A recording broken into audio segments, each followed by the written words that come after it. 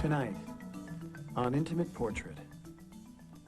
20 years ago in DeKalb, Illinois, she was a too-tall little girl with a mole on her face. I was not like voted most beautiful or homecoming queen, or I wasn't a cheerleader or any of those things. She still has that mole, but now it's just another part of what may well be the most recognizable face in the world. Cindy's a monster! And she's taken modeling to new limits. No limits. She's kind of pushed the envelope for our industry, certainly. And yet not even Cindy Crawford gets a life free from pain and loss. Her little brother died. Her parents' marriage broke up, and so did her first marriage to Richard Gere. I had to realize that just because you love someone, it doesn't mean that you can live happily ever after. But Cindy hasn't given up on the fairy tale. On May 29th, 1998, she married nightclub owner Randy Gerber in a secret ceremony in the Bahamas. I'm so happy and excited about building a life with Randy. A new husband, magazine covers, high fashion runways, calendars, workout videos, multi-million-dollar contracts with Pepsi, Revlon, and ABC. She's the supermodel of supermodels. And although her image is everywhere, the woman is not afraid to take chances with that image. I know this for a fact. I'm William Baldwin. Join me for Intimate Portrait, Cindy Crawford.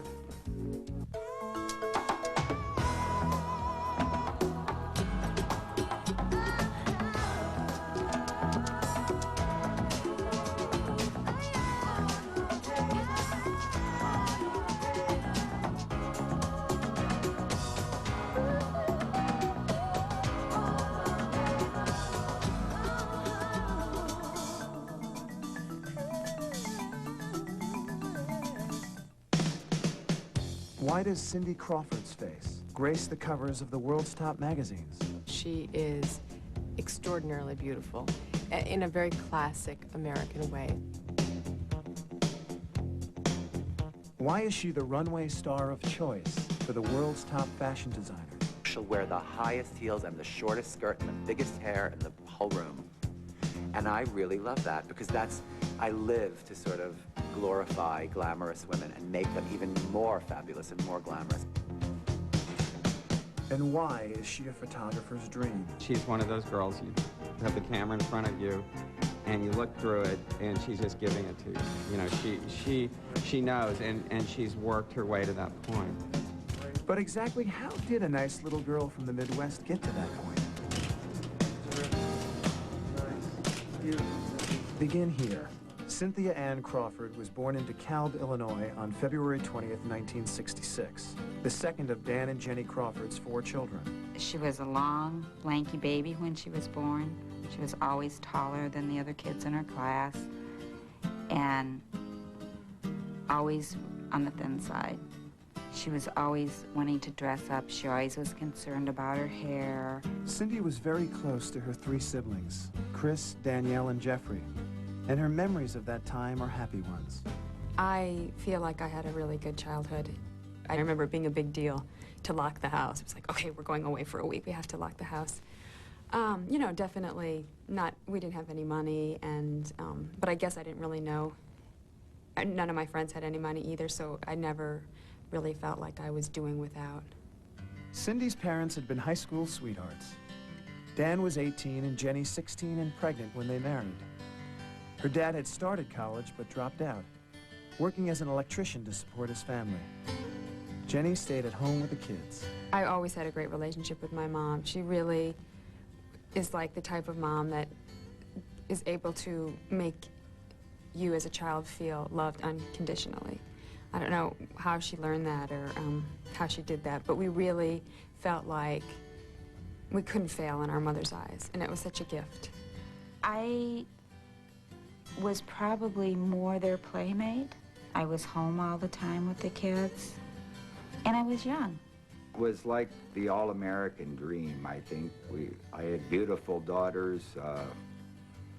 We lived in a small town and where everybody knew everybody, and everybody knew I was the father of those beautiful daughters. But the dream didn't last. When he was 2 years old, Cindy's little brother Jeffrey was diagnosed with leukemia. He was sick about 1.5 years, and because with leukemia you go in and out of remission, and what happens is Like, he would be really sick, and then all of a sudden he would be fine, like a normal kid. His hair would grow back, albeit a different color or a different texture, and he would be fine, and then he'd get sick again. And at Christmas time, Jeff had gotten very ill. He had finished up some chemotherapy. He had lost a lot of weight. His mouth, his throat, his lungs, his vocal cords were covered with herpes, so he couldn't swallow, he almost couldn't talk. The vocal cords were so scarred over that his voice was almost gone. And he, you know, his physical appearance was that everybody knew that he was not well. She walked into his room one day when he was maybe a month before he died, and he was sitting at his little table, and she said, "What are you doing?" He said, "Well, I'm praying." And she said, "Well, what are you praying for?" And he said, "So that when I die, you're going to be okay." So he really got to say his goodbyes to basically my mother, and you know, wasn't afraid. On January 3rd, 1975, only weeks before his 4th birthday, Jeffrey Crawford died. We weren't home, but I remember the phone ringing at my grandparents' house in the middle of the night, and no one woke us up. But I remember that sound, and then we went back to sleep.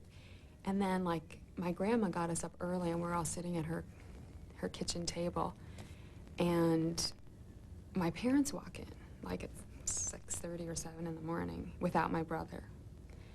And it was like, no one said anything, but it was like this sound just kind of erupted from everybody. And it was, why are we starting with this?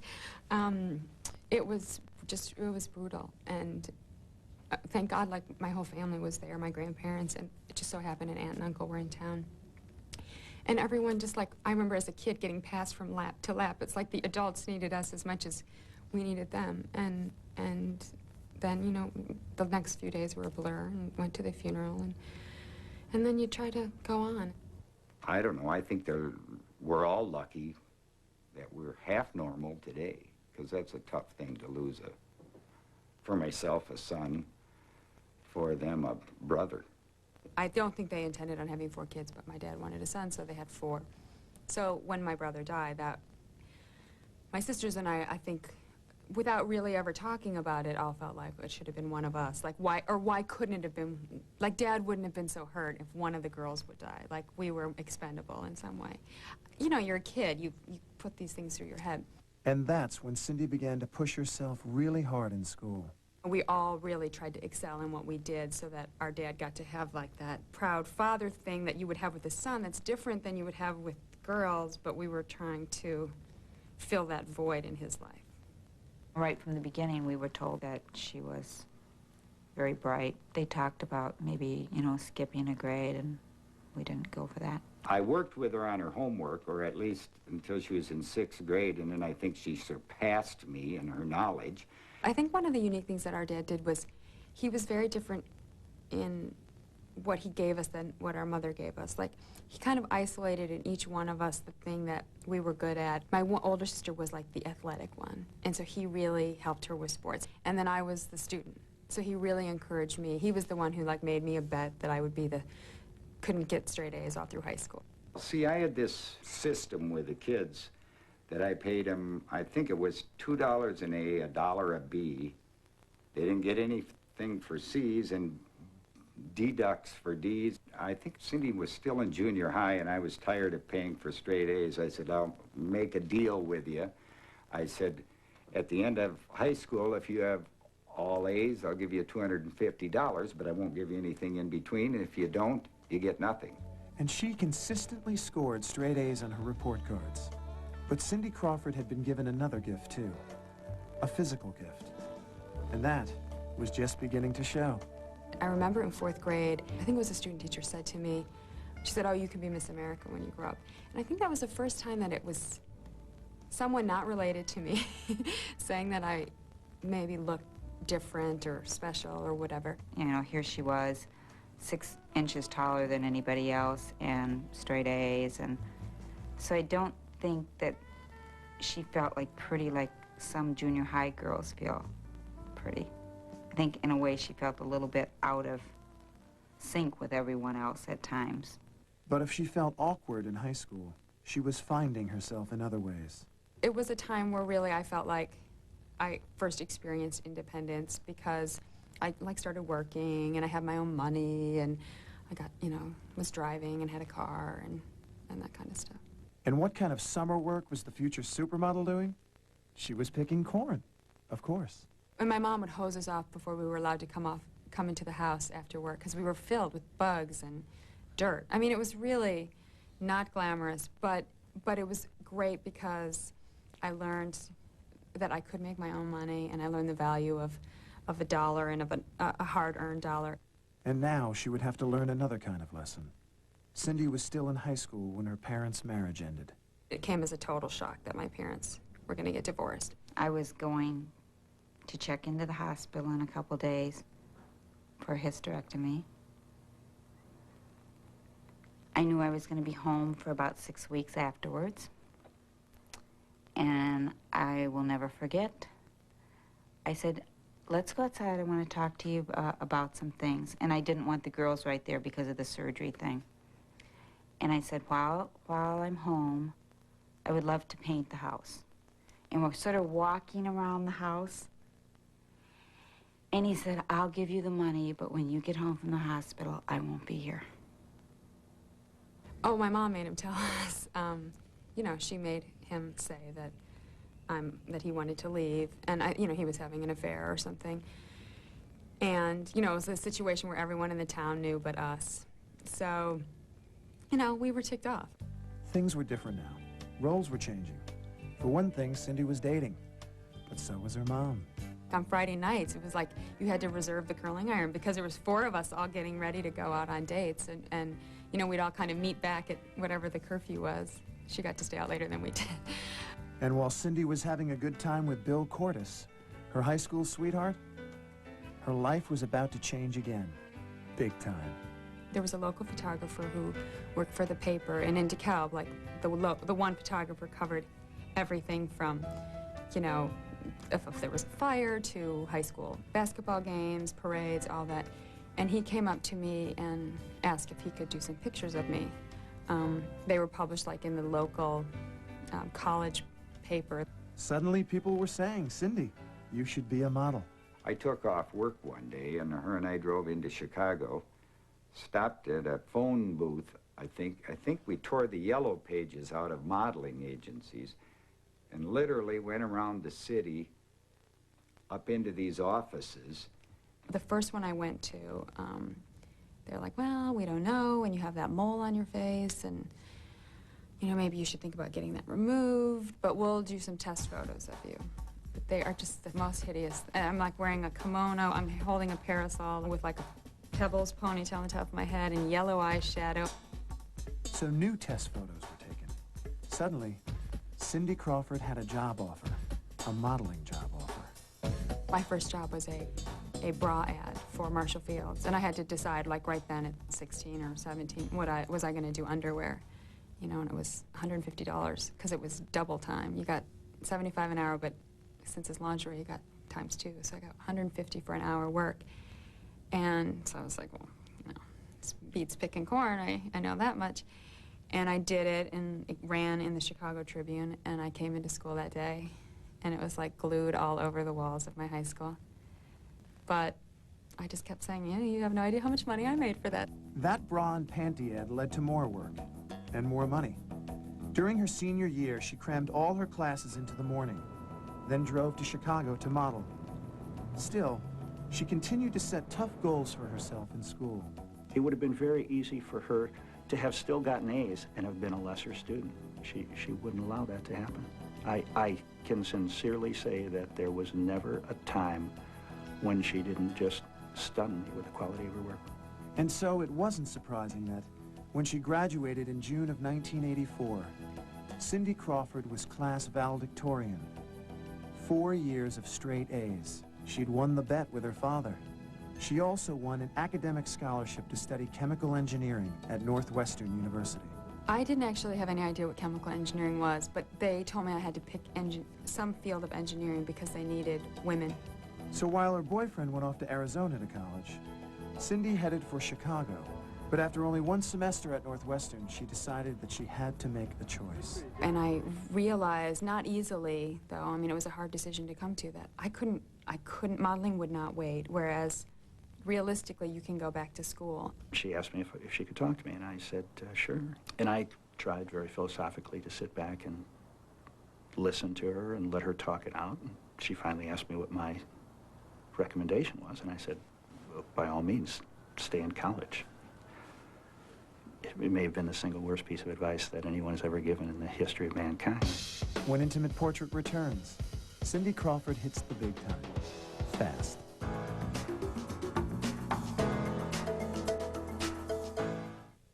This Intimate Portrait is sponsored by the new Dodge. It's about change.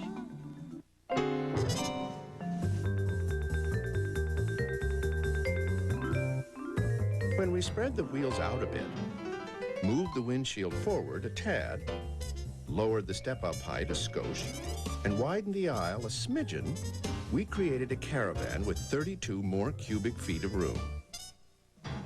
It's remarkable what a few alterations will do. Now get up to $1,500 cash back on Dodge Caravan. The drive to win is important to the Target Chip Ganassi racing team. It's even more important to the team at St. Jude Children's Research Hospital. That's why Target has joined in to help families of the children at the hospital.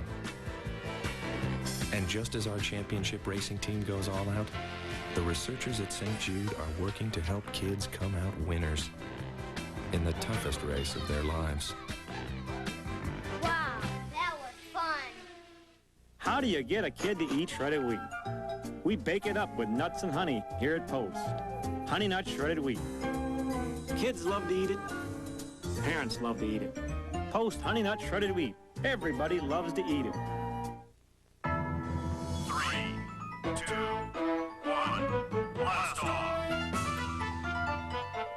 When spills are at their worst, Bounty's at its best. It's the quilted quicker picker-upper. Bounty is quicker. It gets what this other towel left behind. Ordinary towels tear on carpets, even top quality towels, but Bounty's stronger, more durable. The quilted quicker picker-upper. Quilted Bounty. And over easy. Take these back. They're Over hard. Try again. I think I liked you better smoking. He's quitting, cold turkey. Hey, I'm quitting myself. Can I suggest? Nicoderm CQ. Does that help? If it didn't, you'd be wearing these eggs. With a 24-hour stream of medicine, Nicoderm CQ calms even nasty cravings. It's the power to calm, the power to comfort, the power to help you quit. You know what? I like you better not smoking. I've been making chocolate vanilla swirls Jell-O pudding since I was a kid. Half luscious chocolate, half smooth, cool vanilla. Of course, this cup is a heck of a lot nicer looking than anything I used to make. Chocolate vanilla swirls Jell-O pudding snacks. Smile more. Find out why it took this supermodel 14 years and 4 marriages to finally find her soulmate. He gave me everything I could ever need. Intimate Portrait, Christy Brinkley. Premiering next Sunday at 10 on Lifetime Television for Women. Vital statistics from Lifetime. Did you know 70% of all relationships are ended by women? Now you know. Look for more vital statistics on Lifetime. I'm William Baldwin. We now return to Intimate Portrait, Cindy Crawford. In the spring of 1985, Cindy Crawford left Northwestern University to become a full-time model, working mostly with Chicago's premier fashion photographer, Victor Skrybneski. And I learned so much from him in terms of being professional, in terms of really how to understand that as a model, your job is to make clothes look good. It's not about you.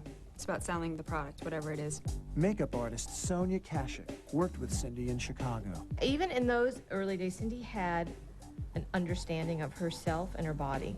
It's very rare to see a young girl come in that has an understanding of her body and knows, like, if I put this hand here, it's going to give me this kind of shape. If I put my hip this way, it's going to give this kind of shape. I was modeling in Chicago about 2 full years, and really, I loved it. I was quite happy. I mean, it was great. I was making $1,000 a day, which was you know, more money than I ever thought I could spend. But Cindy wanted more, and more was being offered. Elite, a top modeling agency, wanted her in New York. And I was very scared. And Victor Skrbnetsky did not want me to leave. And he kind of told me that he was the only one that could take a good picture of me. And I would be a fool to leave. And if I did leave, he would never work with me again. Victor and Cindy had not spoken since the day she left Chicago in 1986. In New York, Cindy shared an apartment with her friend Sonia, who had moved there a month earlier. You know, it's very difficult when you kind of like, you don't really know New York, you don't know anybody. And she and I really like made it through. We like kind of bonded together. I think it made it easier for both of us to have like a Midwestern soulmate in this big apple. Cindy was 20 years old, and her agency was pushing her hard, which was okay with a girl who had always pushed herself pretty hard. A lot of times when you're 15 or 16, a young model, they'll ship you off to Europe for 2 or 3 years to get experience and get tear sheets. And then you come to New York and you start, you know, they start pushing you. But I was too old for them to do that, so they realized it's like, it's got to happen fast for this girl. Elite dubbed Cindy Baby Gia, after Gia Karanji, a brunette model who was extremely popular in the early 80s.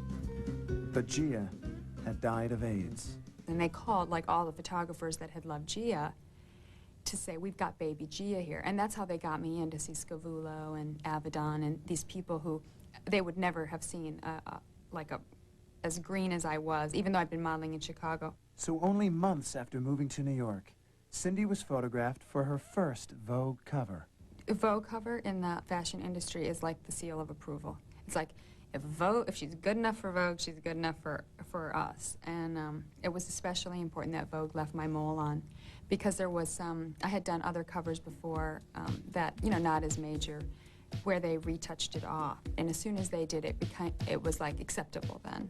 It was very important in my career. It really launched my career. That August 1986 issue was Vogue's best-selling issue that year. More covers followed, many more. In fact, in her first year and a half in New York City, Cindy Crawford's face was on the cover of 50 magazines. In modeling, it's so simple. If you're really beautiful, you become really successful. Cindy has a fantastic body, symmetrical features, great hair, you know, all the elements that just make a beautiful woman. She's a classic beauty, and she's a sex goddess. I mean, that's what I think of, right? That's the first thing that pops into my mind. I was in the right time, in the right place. Every few years, the modeling industry, like, they have to define what the new look is. And they had just come from that blonde hair, blue-eyed thing, and they were now ready for still all-American looking, but slightly more exotic, and voluptuous bodies and sporty, athletic, you know, like real active kind of women. I think she's very sort of exotic, really. You can't put your finger on where she is. She looks kind of Spanish, she looks kind of Italian. She also looks American, because Americans are this kind of, you know, melding of so many different ethnicities. I think that's where she's been most successful. And she also is a professional, a word that rarely is used in the same sentence as model, because models are very young, they're often plucked out of their hometowns, made into celebrities overnight, and they're like rock stars. They don't necessarily have to be responsible, they don't have to show up, they don't have to complete a day's work, they don't have to really try, they just have to be beautiful. Cindy wanted to reach a new audience, guys. And most men didn't read women's fashion magazines. At first, she tried with the Sports Illustrated swimsuit edition, but the experience wasn't a good one. I was there for 10 days. Sports Illustrated comes out and I have one photo in it. And I felt like the reason I only had one photo was the very first day when we were shooting. The woman in charge, her name's Julie Campbell, she put a turban on me with the swimming suit. And I did the thing that a model's never supposed to do, which was I said my opinion, which was I don't think a turban is sexy. Like, I don't know very many 20-year-old guys who are looking at Sports Illustrated that are going to get off on a turban. So I said, you know, I'm not really sure about this turban thing. Well, little did I know that this particular person does not appreciate input. And that was it. Really, I should have just left right then. She should have asked me to leave because I was sabotaged. But there was still another way that Cindy could reach the male population. The call came from my agency. And, you know, they said Playboy's interested, but the main thing was that Herb Ritz, a photographer that I had worked with in the past and is a friend and had great experience with, and he's obviously one of the most respected photographers, he would shoot it. Between Cindy and myself, there was a trust. I think that's the key word in dealing with anyone, really. If I'm shooting actors or musicians or models, it's building a trust. And especially for something like Playboy, she knew that I was on the same wavelength as she was. My attitude normally is why not? And I really couldn't think of a good reason why not other than what my parents would say. And I talked it over with them. I wasn't too happy. And her and I had a discussion about it, and she told me that she thought it was a good move, and she was going to do it anyway, so I said, oh, okay. Herb and Cindy shot the pictures on the black sand beaches of Hawaii. And it's kind of anti the normal Playboy kind of photos, obviously. They're more modern, and you feel the heart of the woman. And she loved it. You know, I remember they did so much publicity on that whole thing. You know, it wasn't a bad career move at all. In fact, Cindy's career moved to a new plane. The term supermodel may first have been used in Milan, Italy, when Cindy Crawford, Christy Turlington, Naomi Campbell, and Linda Evangelista all hit the same runway in the same show. The designer who pulled this off was Gianni Versace. Versace wanted his girls from the ads and like the editorial girls that were on the cover of Vogue and stuff to be in his show. And he paid you a fortune to do his show and no one else's show. And we all were like in Milan on the runway for him. And that, to me, that moment kind of started what a supermodel is, because it wasn't just a still two-dimensional picture. It was like moving creatures that you would see on the runway, and then you would see them at openings, and like all of a sudden the exposure just got so much more. You know, I remember as a young girl knowing Christy Brinkley and knowing Cheryl Tiegs, but I think it's the first time that there might have been a huge group of people that everybody identified with at the same time. It's so funny. That thing supermodel is such a term that no one in the modeling industry actually uses unless we're making a joke. We're like, oh, is she a supermodel? We don't wear capes and change in telephone booths and, you know, so what does supermodel mean? Well, Cindy Crawford shows us what it means when Intimate Portrait returns. I'm happy. Richard, honey, what do you think of the movie?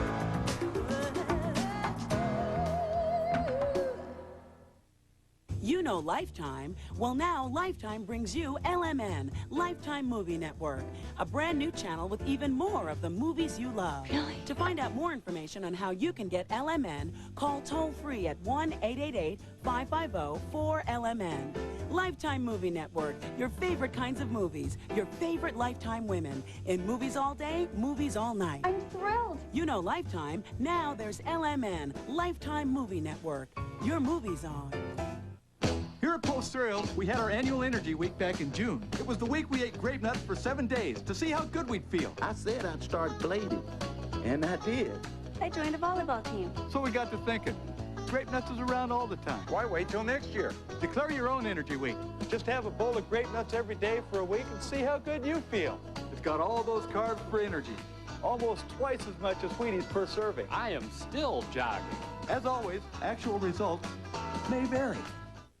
The new Domino's Heatwave bag works like a portable oven to keep your pizza hot and fresh all the way to your door. Call right now for any large Domino's pizza with up to 3 tasty toppings for only $9.99. Domino's, delivering a million smiles a day.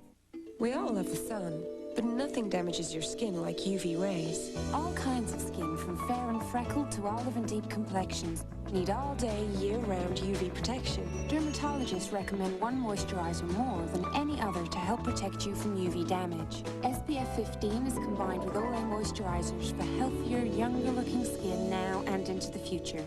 And the name? Daily UV Protectant Lotion from Oil of Olay. Proven to help you look younger. It's your own little world. You're way up high, so you can see everything. It has lots of places to hide your treasures. It's roomy. It's cozy, with space for all your favorite things and your favorite people. It makes you feel like you're part of a club. Dodge Caravan. It's like a treehouse for grown-ups. Now get up to $1,500 cash back on Dodge Caravan. Every month, college students eat 60 million slices of pizza, and they don't always have a toothbrush. Chew on this. Chewing Trident after meals can help prevent cavities from forming. Good breakfast. So when you can't brush, chew on this. Trident. Think of it as a toolkit for the 90s. New attitudes on Lifetime. Television for women. When I got contact lenses, they told me I'd have to wait at least 4 hours to clean and disinfect them with this stuff. What I didn't know was, there's quick care. With this, I'm in, out, gone. 5 minutes. Completely clean, disinfected, 5 minutes. But did anyone tell me about quick care? No, they just expected me to be patient and wait 4 hours. But you know what? I'm just not that patient. Quick care, 5-minute lens care. It's about time. Uh-huh. I'll pass that right along. Mr. K. It doesn't matter who you are. Uh-oh. Sometimes you just can't get to the phone. Well, don't worry, because the folks at Ameritech have put something really great on everyone's line. Star 69 ID. Just hit star 69, and now you'll hear the last number that called. You can choose to connect right away or call back later. Star 69 ID from Ameritech. Don't ask.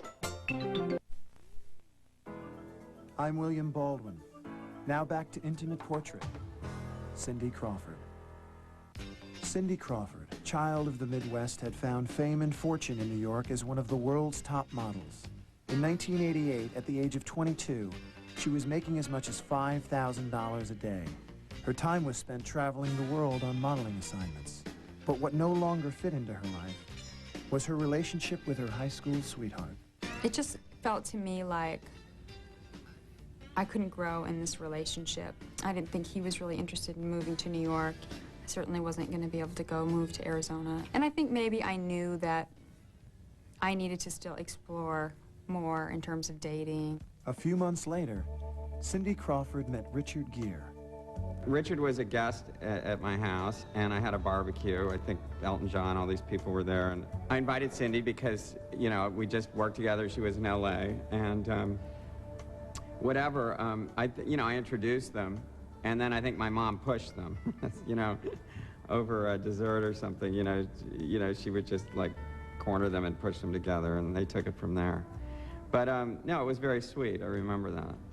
I'm sure I was starstruck. You know, Richard is an amazingly interesting person. He's gorgeous to look at, but he's also really, he's interesting. He seems so worldly to me, like he knew so much about everything. Not all of my friends thought it was the best thing that ever happened to me because, you know, they didn't want me to get hurt, they didn't want me to get used. He had a bit of a reputation as a ladies' man, and, you know, they didn't want me to be like another notch on the belt. Richard was 16 years older than Cindy. But the couple connected and started dating even though it was a relationship complicated by their work lives. While he was off someplace acting in movies, Cindy was off someplace else being a supermodel.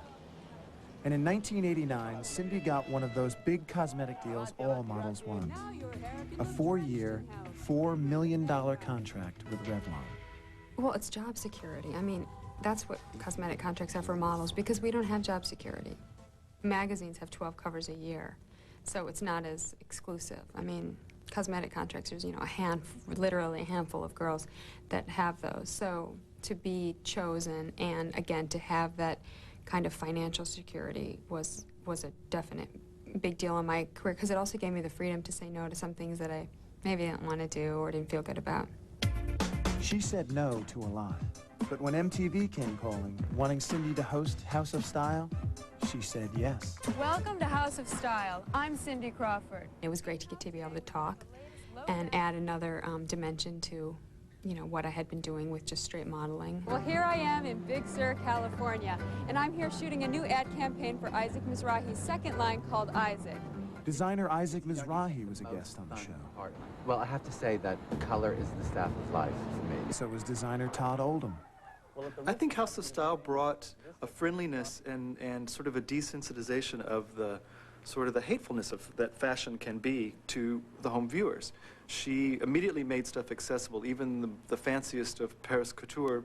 Through Cindy's interpretation, anybody at home could go, I get it now. I don't feel stupid. This woman's not speaking down to me. House of Style was a success. Now she had a popular television show, a huge cosmetics contract, and a famous boyfriend. But she wanted one more thing, a ring on her finger. I kind of said, look, I mean, we've been going out for 4 years, and either, like, we're going to do it or not do it. And I got to know. And so he's like, okay, well, let's do it tonight. We're going to get married, so. On December 12, 1991, Cindy Crawford and Richard Gere were married in the Little Church of the West in Las Vegas. There were 3 guests in attendance. It was very, very sweet. I thought, God, this is one of the nicest ways. I mean, I've been to weddings like Madonna and Sean, or, you know, Elizabeth Taylor, and, you know, those things become such productions and such big deals. And this, to me, had such a heart to it. And it was so intimate and fun, and you didn't have time to think. It was fun and silly, and, I mean, silly in the sense that, you know, it was like, I never thought I would, like, go to Las Vegas to get married, but, you know, that seemed right at the time. I think that was, like, the best wedding I'd ever been to. But even Cindy Crawford doesn't always live happily ever after. When Intimate Portrait continues, wedded bliss turns to heartbreak, and I come to the rescue.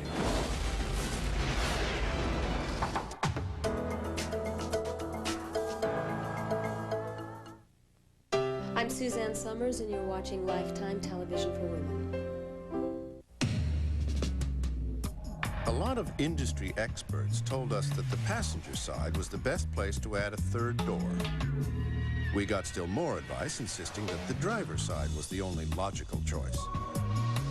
But as you can see, we let it all go right in one ear and out the other. Introducing the new Dodge Ram Quad Cab. The rules have changed.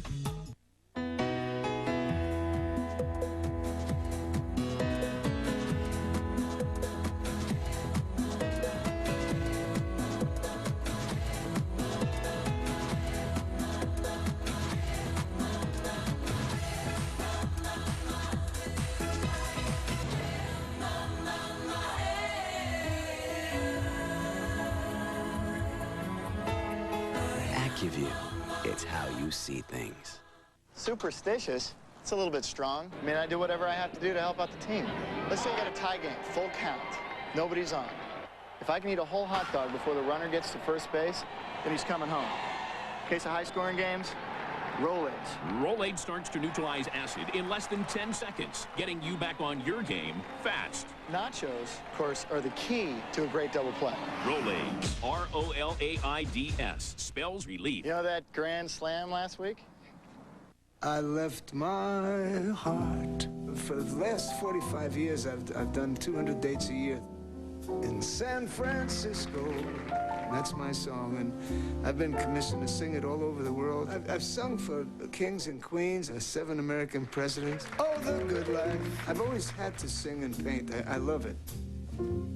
It's wonderful to have everybody recognize you, because all of a sudden there's all this enthusiasm from the young people. San Francisco, your golden sun will shine for me. That's really beautiful, Mr. Bennett. But if you're going to write a check for these CDs, I still need to see some ID. Considered the Visa check card? It automatically deducts from your checking account at the millions of places Visa's accepted. I left my ID in, San Francisco? Very funny. The Visa check card. Works like a check, only better. I'm here to announce exciting medical news. Introducing Monistat 1, the one-dose yeast infection treatment from the brand we trust. Monistat 1 is so effective, just one treatment cures a yeast infection. Absolutely nothing works faster. Doctors know the one dose keeps working for days for an effective cure. And it's the only one-dose treatment with the name doctors recommend most. New Monistat 1. One dose from the #1 doctor-recommended brand. A Lifetime original movie. You have a loving marriage, a lifetime of memories, plans for the future. Then you discover your husband's secret. I'm gay. Last 20 years have been a lie! They can never go back. I've always loved you. This other, it just never went away. For the sake of her family, can she find a way to go on? You just need to go off and make your life work and let me do the same. Jean Smart in Change of Heart. Premieres Monday, July 20th on Lifetime. I'm William Baldwin. We now return to Intimate Portrait, Cindy Crawford.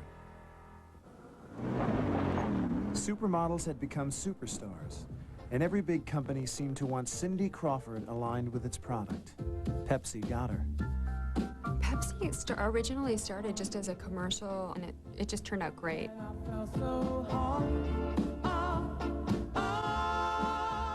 They kind of used the success of that commercial to say, hey, you know, you guys should really do something on a more permanent basis with Cindy. So we signed a deal. For me, it was like, it's a great product to be aligned with, like Revlon. They're like very American. Like, there's nothing controversial about Revlon or Pepsi. Is that a great new Pepsi can or what? Half the women in America wanted to look like her. But to look like Cindy Crawford takes more than beauty. It takes work, even for Cindy. A lot of people, they see that retouched perfect image of me on a magazine cover, or they see, you know, even this right now. I mean, as you know, we fiddled with the lighting for 15 minutes, and, you know, I have a makeup artist here, that if I do have bags under my eyes or a zit or whatever, hopefully you're not seeing it right now. And I think that when you say that people want to look like Cindy Crawford, I always go, yeah, me too. I wish I woke up in the morning and looked like Cindy Crawford. I don't. By now, Cindy was used to the attention of the media, but she didn't expect the kind of attention she got in August of 1993, when she appeared on the cover of Vanity Fair with singer Katie Lang. Herb Ritz. See, I can blame Herb Ritz for everything. Herb Ritz was shooting Katie Lang's Vanity Fair cover, and he and Katie had this idea of her being shaved by a woman, like in a barber chair. And they called me, basically in as the accessory, you know. It was so funny because she just went for it. And at one point, we lowered the barber chair back, and Katie's kind of back like this with the shaving cream on her, and Cindy is just right in her face, just crawled up on the chair, really sexy. I could see through the shaving cream Katie blushing. It was so fun. It was like a twisted Norman Rockwell, you know, kind of painting. When the magazine hit the newsstands, the tabloids had a field day. Just because she's gay, people were assuming that we were having an affair, that I was gay, because I was in a picture with her. A few months later, the French tabloid Voici published an article that said Cindy Crawford and Richard Gere's marriage was a sham, that Cindy was gay, and so was Richard. You know, there's been so much crap printed about he and myself and every celebrity. I mean, I don't know why, especially men, as soon as they become famous, they become gay. I can't really speak for Richard, but I believe his thinking was that he's always been very involved in doing work on behalf of the Tibetan government in exile. And he just felt like if they were painting a picture of us as living a false life, in the sense of, you know, that our marriage was a hoax and all this stuff, he thought he lost credibility. Cindy and Richard took a bold, and some thought, wrong step. They took out an ad in the London Times, proclaiming their heterosexuality. Because I was married to him at the time, I supported that. It probably would not have been my way of dealing with it, but, you know, sometimes when you're in a relationship, you compromise. 2 months later, Cindy Crawford and Richard Gere separated. I was traveling, you know, Europe or, you know, all over the map, and Richard was doing movies, and I think we both failed in the end, that in the sense that we didn't recognize the need to spend more time together. You know, there are two people that really did and do still, I really feel that, love each other. It was sad. I mean, it really was sad because I knew them both so well. I had so much love for Richard and still do, and respect him and everything. It's like, you still, like, you constantly question yourself. Was it the right thing to do? Separating from your husband is extremely painful, and, you know, I think still I'm healing from that, because it was kind of the first time in my life I had to realize that just because you love someone, it doesn't mean that you can live happily ever after. And I think that and having to recognize that your parents are human are like two of the biggest painful learning experiences that you learn in your life. Cindy's friend Karen spent time with her after the breakup. It was very traumatic. It broke her heart. It was a hard time. You know, I think she got so used to Cindy and Richard and Cindy, and it was about them as a couple. It was hard to walk away from that for both of them. Cindy decided she needed a new challenge, so she threw herself into a new project, a movie, with me. We went to Florida to shoot our action thriller, Fair Game. I was afraid to do a movie. I thought, you know what, if I stop doing things because I think I'm not going to be good at it at this age, I was like 29 at the time, I thought how sad for me that I'm now afraid to take risks because I don't want to make a fool of myself. You know what they call a Florida cop in a three-piece suit? No, what? The defendant.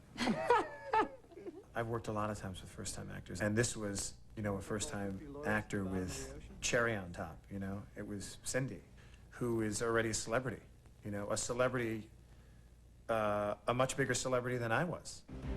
We had a great time. That love scene, I want to brag, that love scene took 3 days to shoot.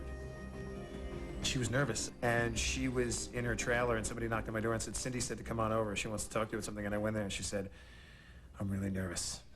Here we go, babe. Here's to take the edge off. And we downed a couple of shots tequila together, which was fun. It was a very, celebratory atmosphere. I went into it with totally open eyes, knowing that I was going to get slaughtered in the press, or, probably would. But because it was Billy Baldwin, I'd known Billy for 10 years. He actually modeled for a very brief time, and we'd done a trip together to Hawaii, and we'd kind of remained friends. I thought I would have fun with him. Whatever problems that film had nothing to do with Cindy's participation or my participation or at all. Wherever the problems were was because of the director. And I have no problem saying that. He would know that. It was the first thing I'd done professionally that was not successful. And it was more than not successful. It was, I got crucified. Ladies and gentlemen, meet George. Cindy got better reviews when John Kennedy Jr. asked her to play the part of George Washington. On the cover of the first issue of his new political magazine, George. We had this outfit made for her, sewn on her almost. She just had the attitude, it's so fun to give her something else to do, like I'm saying, instead of, the normal fare. Okay, Cindy, you're George Washington today. That's more fun, And she got into it. Cindy also was featured inside the magazine in a conversation with Isaac Mizrahi about fashion and politics. That was one of the most glamorous afternoons I've ever spent in my life. There I was in this room with Cindy and John Kennedy Jr. and it was something, I just felt like the room was going to explode, and I kept hoping that maybe something would go on between them. This is before he was married, actually. I think the reason that magazine is floundering is because he's not involved with Cindy. If he was sort of having an affair with her or something like that, think about how circulation would triple, especially if he put her on the cover all the time. JFK Jr. wasn't her guy, but Cindy would fall in love again. When Intimate Portrait returns, Cindy Crawford kicks butt.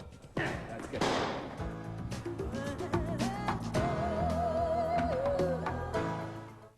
This program is sponsored by Jell-O. Smile more.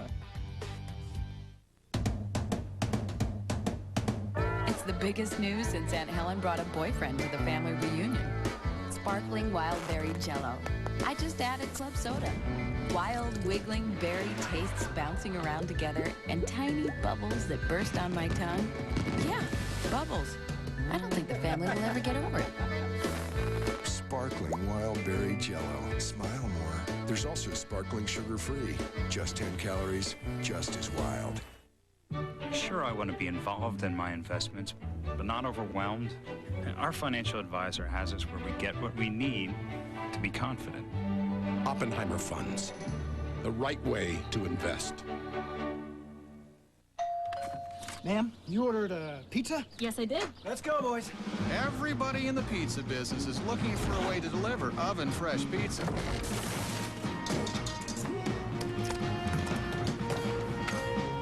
Domino's has a better idea. Man, we'll need that back. The new Domino's Heat Wave, the only delivery bag that's like a portable oven. Now Domino's pizza is hotter, bubblier, and more delicious than ever. Get a large with up to 3 toppings for just $9.99. Domino's, delivering a million smiles a day.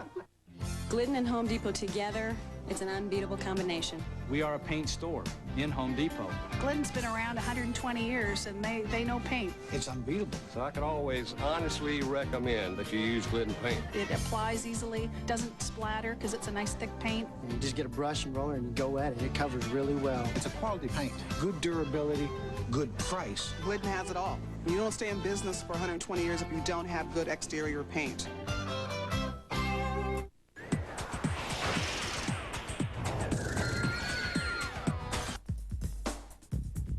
Since 1959, Barbie has been the queen of toys for young girls. For almost a decade, Barbie was content to cruise around with Ken, wear glamorous gowns, and live a life very similar to the millions of girls who collected the figures. But the new era of women's sports with soccer, softball, and basketball were not to be ignored. In the last 2 years, Mattel has put the production of Sports Barbie in high gear, and WNBA Barbie was created. I think it's just going to be a terrific product and hopefully something that the kids will really enjoy. When I was a little kid, you couldn't really go into a store, and obviously there weren't any professional leagues, but to see a doll playing basketball or another sport is great, and especially because it's WNBA. I mean, they have the real ball and the real uniform and the real everything, so I think it's really kind of cool. Brought to you by Oppenheimer Funds, the right way to invest. Basically, I'm cautiously greedy. I love the stock market, but I don't like a lot of risk. How do I deal with this? By investing for the long haul. Oppenheimer Funds, the right way to invest. For richer or poorer, in sickness and in health, till death do you part. Or until you turn 40, you meet a cute guy at work, you're questioning your life. Watch Maggie, an original comedy series, Tuesdays at 10 on Lifetime. Don't miss a moment. Even though Dodge Ram is the bright red gold standard of pickup trucks, we're always improving things. We've made our available Magnum V8s even more powerful. We've improved the already world-class interior. In all, we've made 130 improvements to the Ram lineup since introduction, including this one, our new flow-through ventilation system. New Ram Quad Cab. The rules have changed. So you spot a termite. Problem is, he's just one of many. Beat the termites with the Terminix team in our termite baiting program, featuring Centricon. Call 1-800-TERMINIX. No bugs, no hassles. Summer. You can't stop the bugs, but you can stop the itch, because Benadryl cream penetrates to block the histamines that cause itch. Hydrocortisones can't do that. Benadryl cream blocks histamines hydrocortisone can't. I'm William Baldwin. We now continue with Intimate Portrait, Cindy Crawford. Cindy Crawford may own the most recognizable face in the world, and she may earn more than $6 million a year. But she has never taken her fame for granted. And if she seems more real than some of the other supermodels, it's only because she is. And she lends her name and her face and her time to help others, such as kids who are as sick as her own little brother Jeffrey once was. Former tennis pro Andrea Yeager runs a camp for kids with cancer. She came out to Aspen, participated in things that all the kids were doing. It wasn't like, oh, I'm here to sign a few autographs, take a few pictures, and take off. I remember her sitting down with each and every one and asking them questions. And these kids, you know, they sat there and go, wait a minute, she cares about me. She wants to know something. And it was so real. It was something that you could actually feel. These kids, they'd straighten up in their chairs and they'd get this big smile on their face. And they walked away saying, you know what, I'm someone special. She wanted to talk to me. I do as much of that as I can. And yeah, it makes me feel like I'm able to use some of the celebrity and fame to do something positive. And also to remember my brother. Many say the era of the supermodel is over. But at 32, Cindy Crawford is far from over. She's lasted longer in the modeling business than most. And not just lasted, she remains at the very top. Everyone loves a beautiful woman.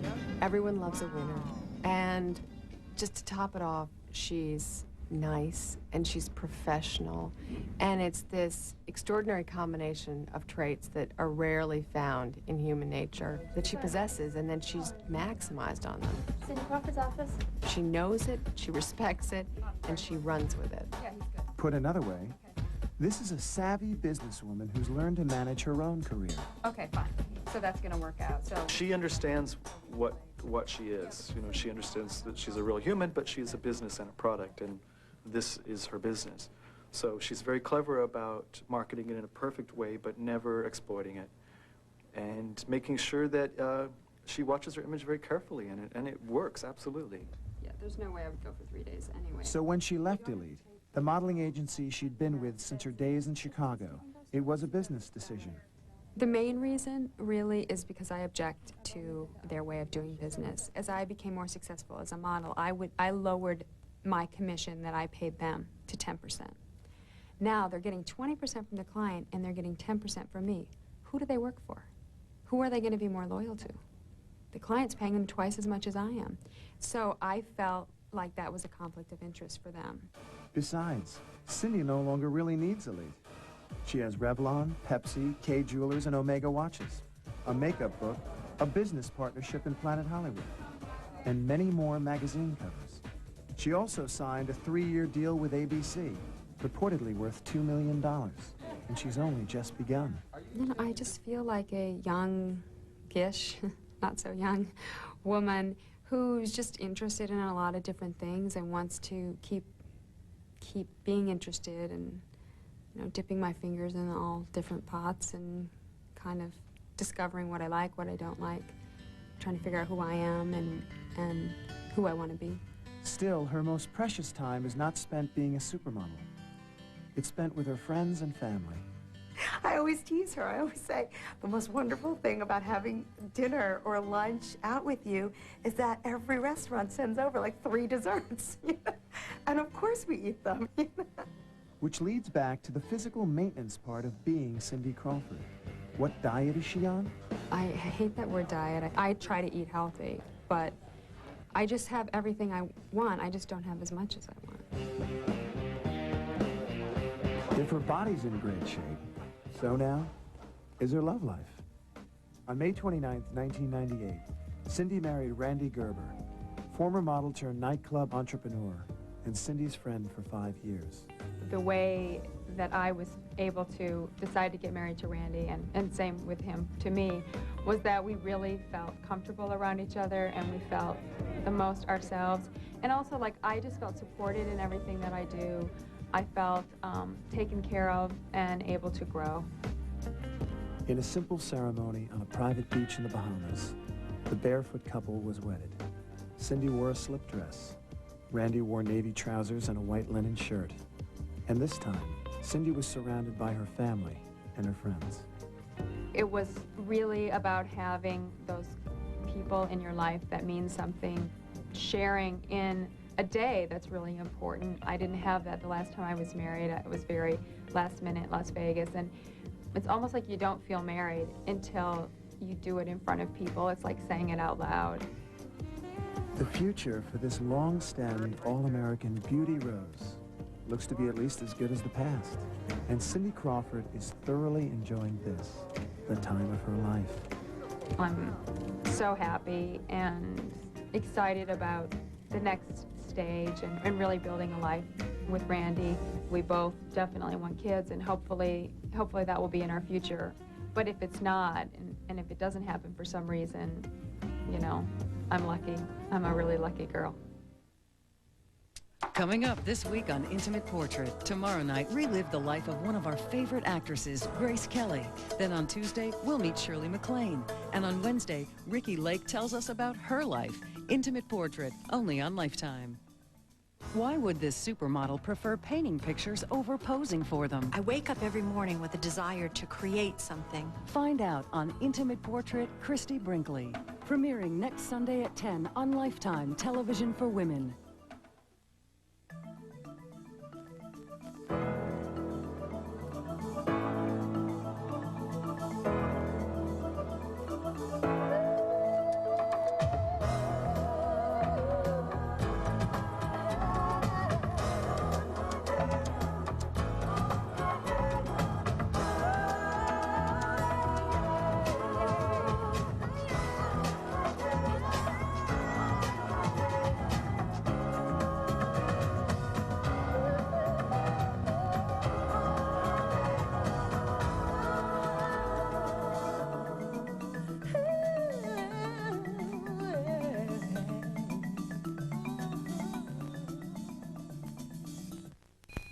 where everybody knew everybody and everybody knew I was the father of those beautiful daughters.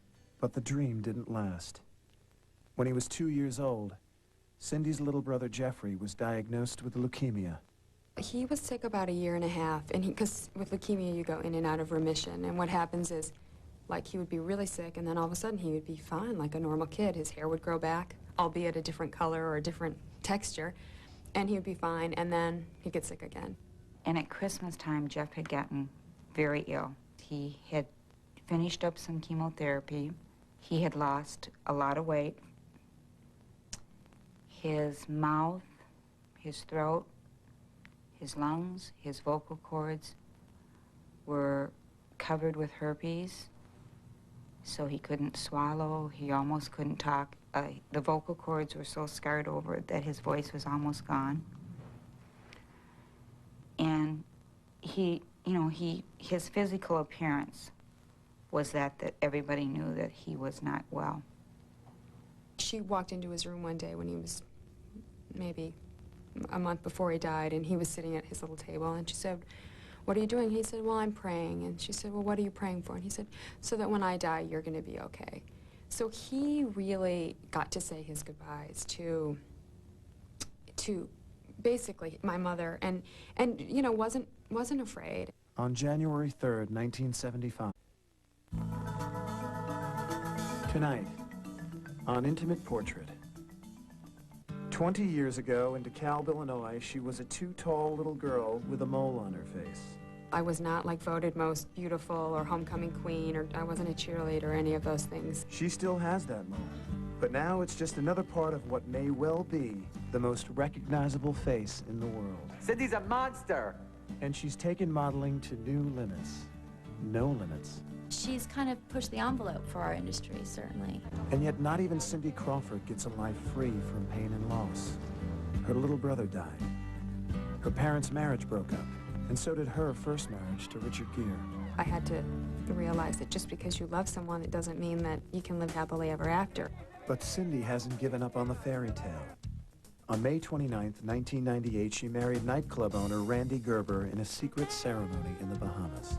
I'm so happy and excited about building a life with Randy. A new husband, magazine covers, high fashion runways, calendars, workout videos, multi-million-dollar contracts with Pepsi, Revlon, and ABC.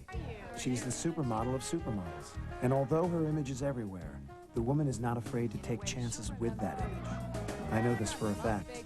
I'm William Baldwin. Join me for Intimate Portrait, Cindy Crawford.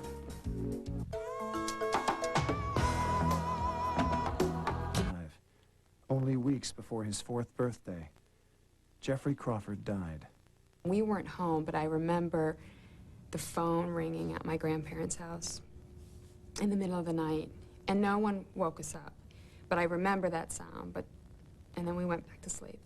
And then, like, my grandma got us up early, and we're all sitting at her kitchen table, and my parents walk in, like at 6:30 or 7 in the morning, without my brother. And it was like, no one said anything, but it was like this sound just kind of erupted from everybody. And it was, why are we starting with this? It was brutal. And thank God, like, my whole family was there, my grandparents, and it just so happened an aunt and uncle were in town. And everyone just, like, I remember as a kid getting passed from lap to lap. It's like the adults needed us as much as we needed them. And then, you know, the next few days were a blur, and went to the funeral, and then you try to go on. I don't know. I think we're all lucky that we're half normal today, because that's a tough thing to lose for myself, a son, for them, a brother. I don't think they intended on having 4 kids, but my dad wanted a son, so they had 4. So when my brother died, my sisters and I think, without really ever talking about it, all felt like it should have been one of us. Like, why? Taller than the other kids in her class, and always on the thin side. She was always wanting to dress up. She always was concerned about her hair. Cindy was very close to her 3 siblings, Chris, Danielle, and Jeffrey. And her memories of that time are happy ones. I feel like I had a really good childhood. I remember it being a big deal to lock the house. It was like, okay, we're going away for a week. We have to lock the house. You know, definitely not, we didn't have any money, and, but I guess I didn't really know. None of my friends had any money either, so I never really felt like I was doing without. Cindy's parents had been high school sweethearts. Dan was 18 and Jenny 16 and pregnant when they married.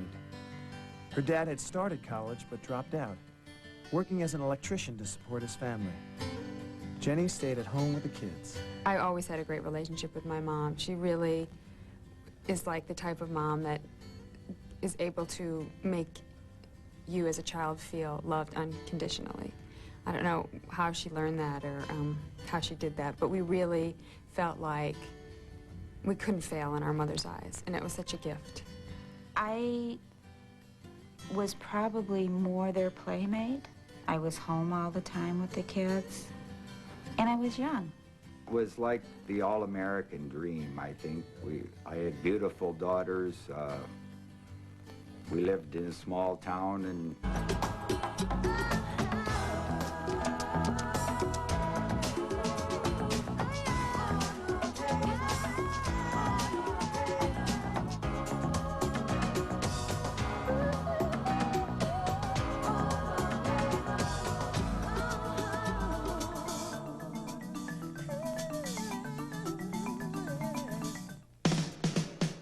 why does Cindy Crawford's face grace the covers of the world's top magazines? She is extraordinarily beautiful in a very classic American way. Why is she the runway star of choice for the world's top fashion designers? She'll wear the highest heels and the shortest skirt and the biggest hair in the whole room. And I really love that because I live to sort of glorify glamorous women and make them even more fabulous and more glamorous. And why is she a photographer's dream? She's one of those girls, you have the camera in front of you, and you look through it, and she's just giving it to you. You know, she knows, and she's worked her way to that point. But exactly how did a nice little girl from the Midwest get to that point? Begin here. Cynthia Ann Crawford was born in DeKalb, Illinois on February 20th, 1966, the second of Dan and Jenny Crawford's 4 children. She was a long, lanky baby when she was born. She was always